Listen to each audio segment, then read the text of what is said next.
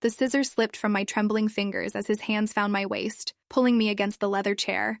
"We shouldn't," I whispered, but my body betrayed every word. His breath was warm against my neck, his touch sending electricity through every nerve. The empty barbershop felt like our own private world, the streetlights casting shadows across the mirrors that reflected our forbidden moment. "Tell me to stop," he murmured, his voice rough with want. But I couldn't. I'd been thinking about this for weeks, every class session building this tension until it became unbearable. Tonight there was no one to stop us, no rules to follow, just two people who'd been dancing around this moment for far too long. Hey, if you're enjoying this steamy start, take a second to like and subscribe. Your support means everything, and trust me, you won't want to miss what happens next. It started innocently enough, just two adults taking an evening barbering course. I was Sabrina, 30 years old, married for 8 years, looking for a creative outlet while my husband worked late nights at his law firm. The course was small, only 6 people, but from the first night, Drake caught my attention. Tall, confident, with hands that moved with surprising grace as he learned to handle the tools. There was something magnetic about the way he approached everything with quiet intensity. "You're natural at this," I told him after our 3rd class, watching him practice fades on the mannequin head.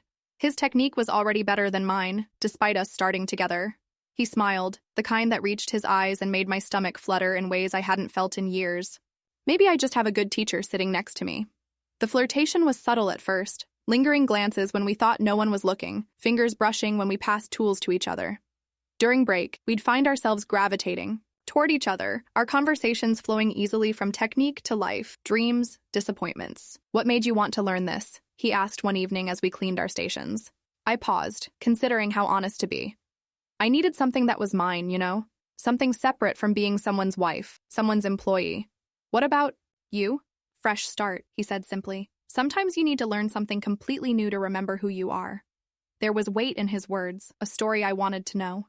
Week by week, our connection deepened. We became practice partners by choice, working on each other's hair while the instructor moved between stations. His fingers in my hair during shampooing sessions sent shivers down my spine. When I trimmed around his ears, I could feel his breath catch. "Your husband's lucky," he said quietly one night as I worked on perfecting his fade. We were the last, 2 in the shop, the others having left early. My hands stilled. "Why do you say that?" "He gets to come home to you every night." The words hung between us, heavy with implication. I should have changed the subject, made some joke, done anything but let the silence stretch. Instead, I kept working, my fingers lingering longer than necessary as I shaped his hairline. "He works late most nights," I found myself saying. "Sometimes, I wonder if he even notices when I'm there." Drake turned in the chair, our faces suddenly close. "He's an idiot if he doesn't." The air between us crackled with electricity. I could smell his cologne, see the flecks of gold in his brown eyes. My wedding ring felt heavy on my finger as I forced myself to step back. "We should probably head out," I managed, my voice barely steady, but neither of us moved to pack up. That night marked a shift. The next week, our conversations became more personal, more intimate. He told me about his recent divorce, how his ex-wife had accused him of being emotionally distant, how he'd thrown himself into work until one day he realized he didn't recognize his own life anymore. "That's why the barbering course," he explained. "I wanted to do something with my hands, something real, something that wasn't about spreadsheets and conference calls." I understood completely. My marriage had become routine, predictable, safe but passionless. Coming to these classes, being around Drake, made me feel alive in a way I'd forgotten was possible. The tension between us grew week by week. Innocent touches became charged moments. When he'd stand behind me to correct my technique, his chest would brush my back, sending heat through my entire body. When I'd lean over to check his work, he'd breathe in deeply, as if trying to memorize my scent. It all came to a head on a Thursday night. The instructor had left early due to a family emergency, but Drake and I stayed to practice. The shop was ours, quiet except for the hum of the overhead lights and the distant sound of traffic. "Want to work on beard trims?" I suggested, trying to keep things professional even as my heart raced. "Only if you're comfortable being that close," he said, his voice low. I should have said no, should have packed up and left. Instead, I found myself nodding, preparing the hot towel, my hands trembling slightly as I mixed the shaving cream. He settled into the chair, tilting his head back, eyes closed. I placed the warm towel over his lower face, letting the heat soften his beard. When I removed it, his eyes opened, finding mine in the mirror. "Sabrina," he said softly. "Shh," I whispered, applying the cream with gentle circular motions. "Just relax." But relaxation was the last thing either of us felt. The intimacy of the moment was overwhelming. My fingers traced his jawline as I spread the cream, his breathing deepening with each touch. When I picked up the razor, my hands were shaking. "Maybe this isn't a good idea," I said, suddenly aware of how close we were, how alone we were. He reached up, his fingers wrapping around my wrist. "I trust you." The simple words undid me. I'd forgotten what it felt like to be trusted, to be wanted, to be seen. His eyes never left mine as I carefully drew the razor along his skin, removing the cream and stubble with practiced strokes. Each pass brought my face closer to his, our breathing synchronized. When I finished, I should have stepped back. Instead, I found myself tracing the smooth line of his jaw with my fingertips, marveling at the contrast between his newly shaven skin and the rough texture above. "Sabrina," he whispered again, and this time I didn't shush him. "I know," I breathed. "I know we shouldn't, but knowing and stopping were two different things." His hand came up to cover mine, pressing my palm against his cheek. The warmth of his skin seemed to burn through me. "Tell me to stop," he said, echoing my earlier words, but his thumb was tracing circles on my wrist, sending sparks up my arm. Couldn't speak, couldn't think, could only feel the magnetic pull that had been building between us for weeks. He stood slowly, never breaking eye contact, until we were face to face, barely an inch apart. I could feel the heat radiating from his body, could see my own want reflected in his eyes. "Your husband," he started, "isn't here," I finished, the words tumbling out before I could stop them. That was all the permission he needed. His lips found mine, soft at first, testing, then with growing urgency as I responded. My hands fisted in his shirt, pulling him closer. 5 weeks of suppressed desire exploding between us. We kissed like we were drowning and each other was air. His hands tangled in my hair, careful not to disturb the style I'd practiced on myself earlier. I could taste the mint from his gum, could smell the lingering scent of aftershave from our lesson. "God, I've wanted this," he murmured against my lips. "Me too," I confessed, the words feeling like both a relief and a betrayal. His hands moved to my waist, lifting me onto the counter beside the sink. I wrapped my legs around him, pulling him between them, desperate to be closer. The cool metal of the counter contrasted sharply with the heat building between us. We moved together with an urgency that spoke of weeks of building tension. His lips traveled down my neck, finding the sensitive spot that made me gasp. My hands explored the broad expanse of his shoulders, feeling the muscles tense beneath my touch. "Are you sure?" he asked, his voice rough with desire but his eyes searching mine for any hesitation. In answer, I pulled him closer, capturing his lips again. There was no hesitation now, no second-guessing. Only want and need and the feeling of finally giving into something I'd been fighting for weeks. His hands found the hem of my top, fingers skimming over skin that felt like it was on fire.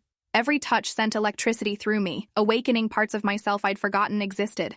I helped him remove the fabric, suddenly bold in a way that surprised us both.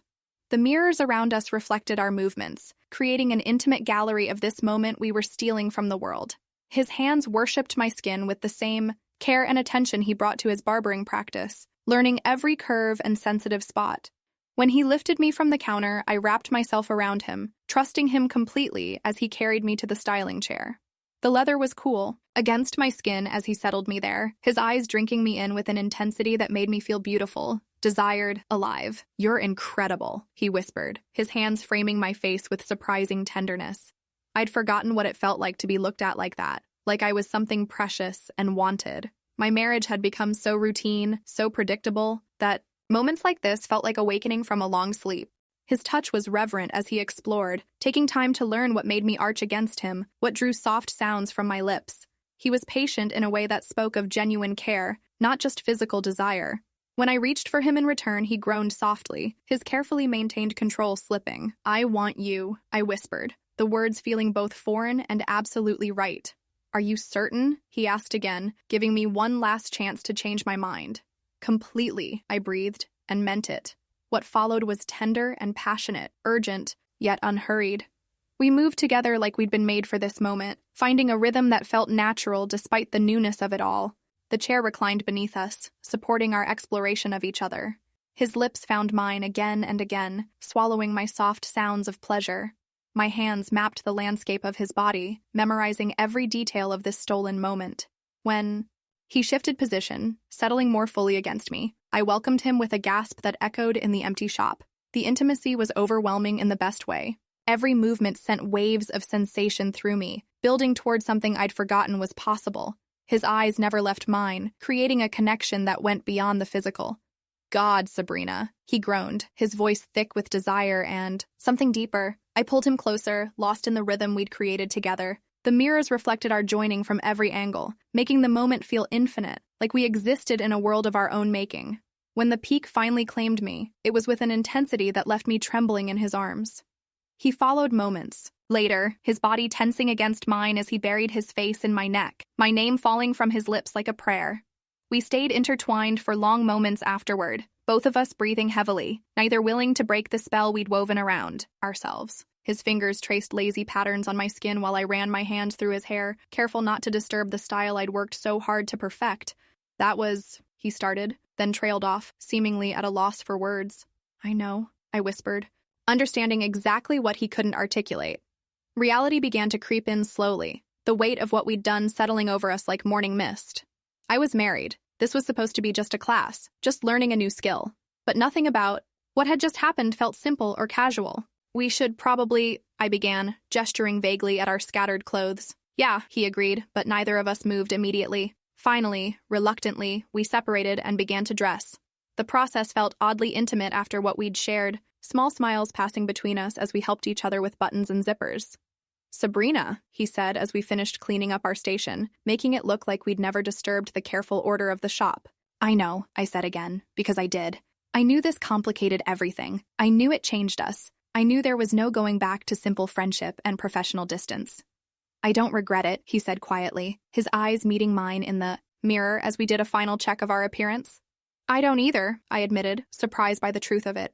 I should feel guilty, should be drowning in regret and self-recrimination. Instead, I felt alive, electric, more myself than I'd been in years. We walked to our cars in comfortable silence, the night air cool against skin that still felt heated from our encounter. At his car, he paused, turning to face me. See you next week? He asked, and there was a vulnerability in the question that made my heart ache. Yes, I said without hesitation. Definitely yes. He smiled then, the same smile that had caught my attention weeks ago, but now it carried the weight of shared intimacy, of a secret that belonged only to us. I drove home in a daze, my body still humming with the memory of his touch, my lips still tingling from his kisses. It wasn't until I was pulling into my driveway that the reality of my situation truly hit me. My husband's car was in the garage, which meant he was home early for once. The house glowed with warm light, and I could see his silhouette moving around, in the kitchen through the window. I sat in my car for a moment, checking my appearance in the rearview mirror. My hair was slightly mussed, despite our careful attempts to fix it, and my lips looked fuller, well-kissed. There was a glow to my skin that hadn't been there when I'd left for class. Taking a deep breath, I gathered my barbering kit and walked to the front door, my key turning in the lock with its familiar click. Hey, babe, my husband called from the kitchen. You're later than usual. How was class? Good, I managed, hoping my voice sounded normal. We stayed late to practice. He appeared in the doorway, tall and familiar in his work clothes, loosened tie hanging around his neck. For 8 years. This had been my life, this routine, this comfortable predictability. Now it felt foreign, like I was seeing it all through new eyes. You look different, he said, tilting his head as he studied me. Did you do something to your hair? My heart stopped for a moment. Could he see what had happened? Could he somehow tell that another man's hands had been in my hair, that another man had made me feel more alive than I'd felt in years? Just practice some new techniques, I said carefully. Cut a little around the face. He nodded absently, already turning, back toward the kitchen. Looks nice. I ordered Chinese. Should be here soon. And just like that, the moment passed. He hadn't really seen me, hadn't noticed the flush in my cheeks or the change in my eyes. He'd commented on my hair the way he might notice a new picture on the wall, passingly, without real interest. I excused myself to shower, standing under the hot water and trying to process everything that had happened. My body still carried the memory of Drake's touch, still hummed with satisfaction in ways it hadn't in years. But alongside that was the growing realization of what I'd done, what it meant for my marriage, for my life. Over dinner, my husband talked about his cases, his voice washing over me like background noise while my mind replayed every moment in the barbershop. The way Drake had looked at me, really seen me, the way he'd touched me like I was something precious, the way he'd made me feel like the most important person in the world. You're quiet tonight, my husband observed, looking up from his lo mein. Just tired, I said, which wasn't entirely a lie. The emotional whiplash of the evening had left me drained. Well, get some rest, he said, patting my hand absently before returning to his phone, checking work emails even during our late dinner. That night, lying in bed beside my sleeping husband, I stared at the ceiling and wondered what I'd started.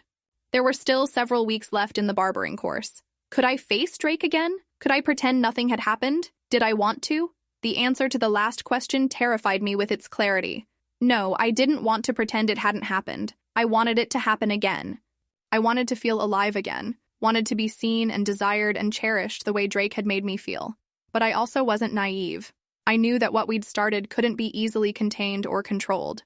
Already, I could feel it changing me, making me question things I'd taken for granted, want things I'd pushed aside as impossible.